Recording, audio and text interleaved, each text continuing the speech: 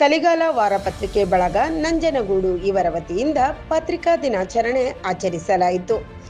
ಸಮಾರಂಭವನ್ನು ವೇದಿಕೆಯಲ್ಲಿದ್ದ ಎಲ್ಲ ಗಣ್ಯರು ಜ್ಯೋತಿ ಬೆಳಗಿಸುವುದರ ಮೂಲಕ ಉದ್ಘಾಟಿಸಿದರು. ನಂತರ ಸಮಾರಂಭದಲ್ಲಿದ್ದ ಮಾಜಿ ಶಾಸಕರು ಸೋಮಶೇಖರ್ ಅವರು ಪತ್ರಿಕಾ ದಿನಾಚರಣೆಯನ್ನು ಉದ್ದೇಶಿಸಿ ಮಾತನಾಡಿದರು. ಸಮಾಜದಲ್ಲಿ ಸೇವೆ ಮಾಡಿದ ಹಲವಾರು ಗಣ್ಯರನ್ನು ಸನ್ಮಾನಿಸಲಾಯಿತು. ಹಿಂದಿನ ಕಾಲದಿಂದ ಇಂದಿನ ಕಾಲದವರೆಗೆ ಇರುವ ಎಲ್ಲ ಪತ್ರಿಕೆಗಳನ್ನು ಪ್ರದರ್ಶಿಸಲಾಯಿತು.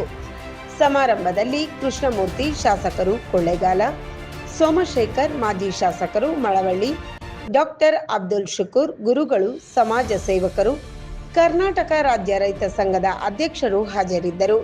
ನಿರೂಪಣೆ ನಂದಿನಿ, ಪ್ರಾರ್ಥನೆ ಸತ್ಯನಾರಾಯಣ ಪ್ರಸಾದ್, ಸ್ವಾಗತ ಶೇಖರ್ ಮುಳ್ಳೂರವರು ನಿರ್ವಹಿಸಿದರು.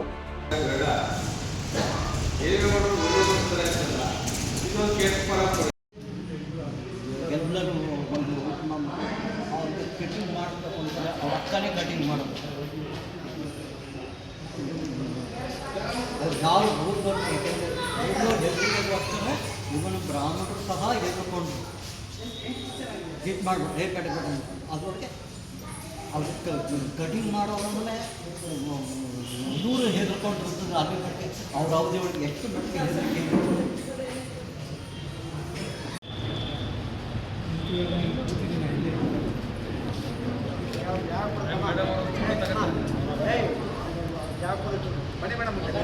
ಮುಂದೆ ಬನ್ನಿ.